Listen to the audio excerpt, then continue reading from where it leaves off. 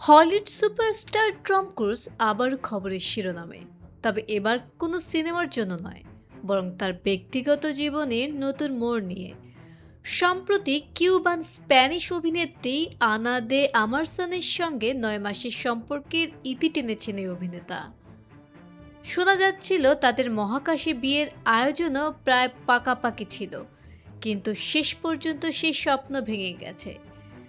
কেন ভাঙল এই আলোচিত সম্পর্ক? ঘনিষ্ঠ সূত্রগুলো বলছে, টম ক্রুজের কথিত অতিরিক্ত নিয়ন্ত্রণমূলক বা আধিপত্য আচরণ এবং দুইজনের মধ্যে থাকা ২৬ বছরের বিশাল বয়সের ব্যবধানই ছিল এই বিচ্ছেদের মূল কারণ। মূলত আনা দে আরমাস নিজেই এই সম্পর্ক থেকে সরে আসার সিদ্ধান্ত নেন। তাদের এই প্রেম কাহিনী যুক্তরাষ্ট্রের ভারমন্ট থেকে শুরু করে লন্ডন ও মাদ্রিদ পর্যন্ত গড়ালেও শেষ রক্ষা হয়নি।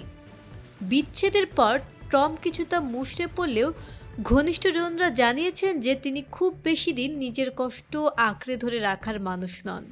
তিনি আবারও নতুন সম্পর্কে জড়াতে সক্রিয়ভাবে আগ্রহী এবং বর্তমানে নতুন জীবনসঙ্গী খুঁজছেন। এমনকি বন্ধুদের কাছে তিনি অনুরোধ করেছেন তাকে উপযুক্ত কারো সঙ্গে পরিচয় করিয়ে দিতে। টম ক্রুজ এবার তার প্রেমিকা হিসেবে কেমন নারী খুঁজছেন তা নিয়েও চলছে জল্পনা।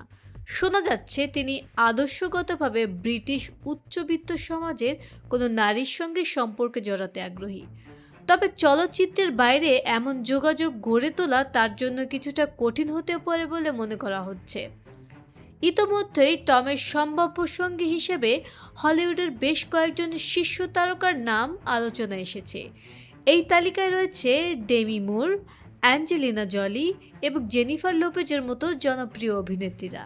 এছাড়াও দক্ষিণ আফ্রিকান সুন্দরী শার্লিজ থেরনের প্রতিও টমের বিশেষ আগ্রহ রয়েছে বলে খবর পাওয়া গেছে। টম ক্রুজের এই নতুন প্রেমের সন্ধানে শেষ পর্যন্ত কে আসেন তা দেখতে উদগ্রীব ভক্তরা। বিনোদন জগতের এমন আরও খবর পেতে আমাদের সঙ্গেই থাকুন।